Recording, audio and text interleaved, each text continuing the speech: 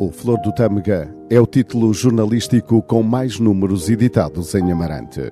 Teve o seu início em 1 de dezembro de 1886, pela mão de António Teixeira Carneiro, que foi seu fundador, proprietário e editor.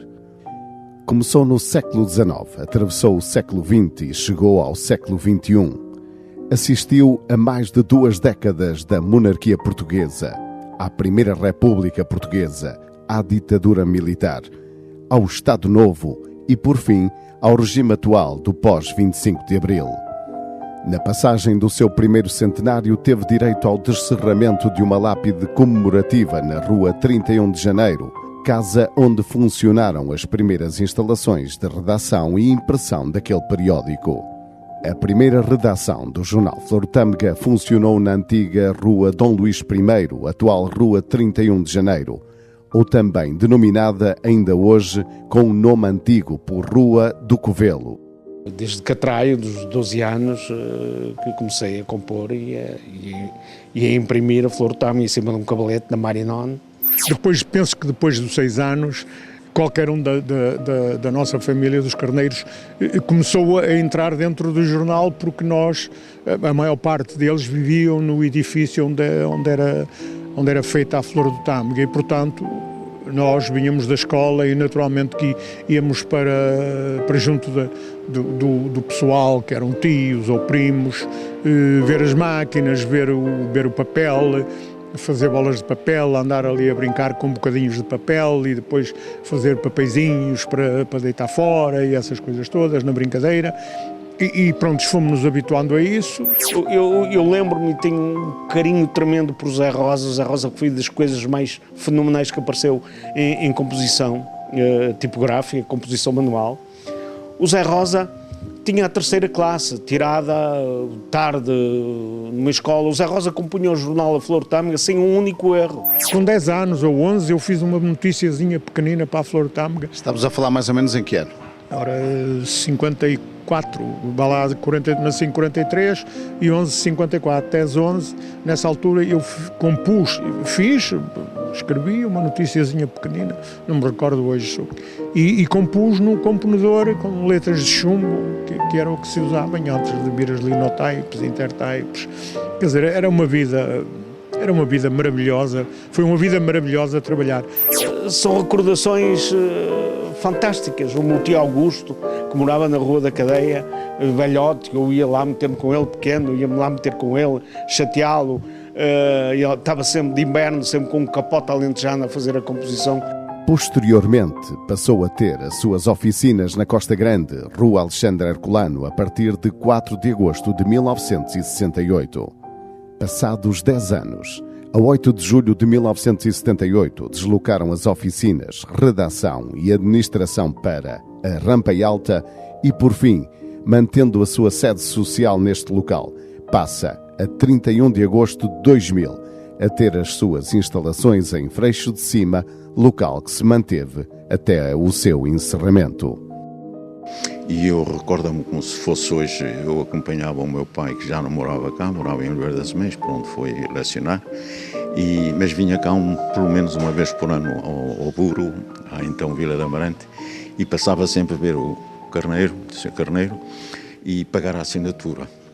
Hoje já ninguém faz aquilo que se fazia antigamente, que era levar o jornal longe e essas coisas todas, porque estou convencido, se isso for possível, hoje muita gente ainda irá ter contactos com a Flor do Tâmega, procurará ver a Flor do Tâmega, lembrar-se do que os familiares falavam na Flor do Tâmega, que era o único jornal, mas será um bocado difícil porque de facto as condições hoje são muito mais difíceis para um jornal regional do que eram antigamente. A Flor do Tâmega foi uma parte substancial da minha vida, foi praticamente até aos 20 anos foi a minha vida, não é? A Flor do Tâmega faz parte integrante da minha vida. A Flor do Tâmega chegou a ser um dos jornais mais importantes da imprensa regional portuguesa. É aquela imagem do Sr. Carneiro a compor as páginas da Flor do Tâmega com aqueles cunhozinhos de chumbo, isso ficou-me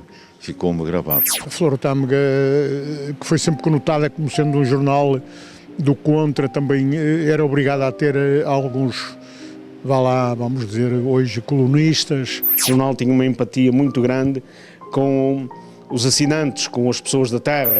O dia da semana que caracterizou a saída para o público do jornal Flor do Tâmega foi o domingo. Assim foi desde 1886 até 1976. A partir de 17 de janeiro de 1976, passa a assumir o sábado como dia de publicação. Mas este dia manteve-se durante pouco tempo, pois a 2 de novembro de 1978 começou a ser editado às quintas-feiras até dezembro de 2002. A partir de 2003, o jornal passa a ser mensário e em 2010 anual. A. Teixeira Carneiro, fundador do jornal, nasceu no Marco de Canaveses a 28 de fevereiro de 1844 e com apenas 3 anos veio viver para Amarante.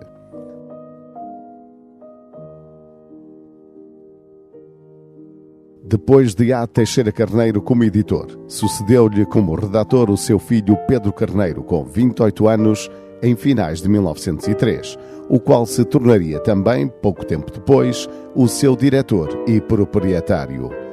Pedro Carneiro tinha 11 anos quando o jornal foi fundado e teve a responsabilidade como redator, diretor ou proprietário 56 anos, ou seja, desde 1903 até à sua morte em 1959. Houve gente que praticamente depois da Flor do Tâmega quase desapareceu da lembrança dos amarantinos. A Flor do Tâmega diz-me tanto que às vezes eu podia estar horas e horas ou dias a falar da Flor do Tâmega. Até o 25 de Abril, ou até o 24 de Abril, foi um jornal. No dia 25 de Abril ainda teve vamos dizer, um laivo de orgulho e foi talvez o único jornal da imprensa regional portuguesa que pôs o povo unido jamais será vencido em toda a sua primeira página, uma coisa que deu brado junto dos colegas. Os imigrantes aderiram sempre em grande número e foram eles que ajudaram também ao crescimento, à compra de uma máquina, de uma rotativa. Para mim foi um golpe rude quando houve um incêndio que destruiu a maior coleção privada do jornal e depois, pronto, um dia o jornal acabou e acabou, portanto, a minha colaboração. Notamos que a imprensa regional, seja ela qual for, já deixou de lutar pela sua terra. É difícil haver um jornal que lute verdadeiramente pela sua terra, pelas coisas boas, pelos cantos das freguesias, por isto, por aquilo. Hoje é aquilo que eu digo, é um negócio. É um negócio. Só espero que agora, com esta nova saída e no elan da Flor Tâmega, se possa ir buscar um bocadinho da ligação que Amarante ou que a Flor Tâmega teve sempre com a terra.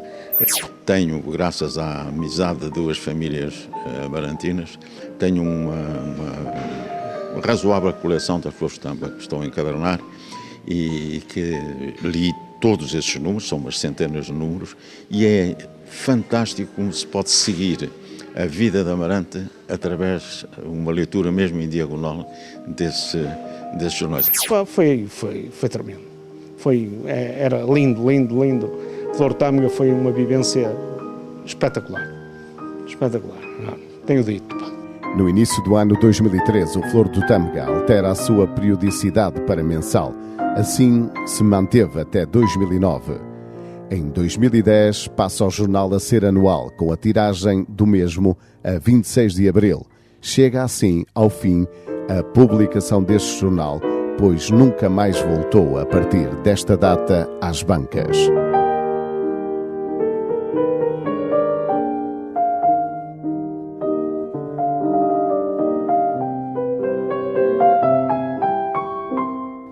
O Flor do Tâmega, além de retratar Amarante durante muitas décadas em várias vertentes, como a vida económica, política ou social, serviu também de berço às obras literárias de Teixeira de Pascoais, Augusto Casimiro e Lídio Sardoeira, ou Fernando dos Reis, entre muitos outros. E mesmo nos tempos da censura, o Flor do Tâmega soube e conseguiu apesar de algumas derrotas, sair vitorioso em larga escala na guerra que a verdadeira imprensa travava com o Estado Novo. Passou este jornal por momentos delicados, mas o seu legado para Amarante é incontornável. Amarante e as suas gentes encontraram sempre nele um espaço para aqueles que queriam engrandecer a nossa terra. Torna-se, assim, importantíssimo o passado deste antigo semanário, por albergar muita da nossa memória coletiva, que faz dele hoje um instrumento de elevado interesse para quem se interessa pela verdade histórica de Amarante. Encontramos nele muitas alegrias e tristezas dos amarantinos. Com a chegada da democracia e principalmente a partir de 1979, com a concorrência no prelo, o Flor do Tâmega passou a viver, porventura, os outros momentos também atribulados da linha editorial e da sua existência.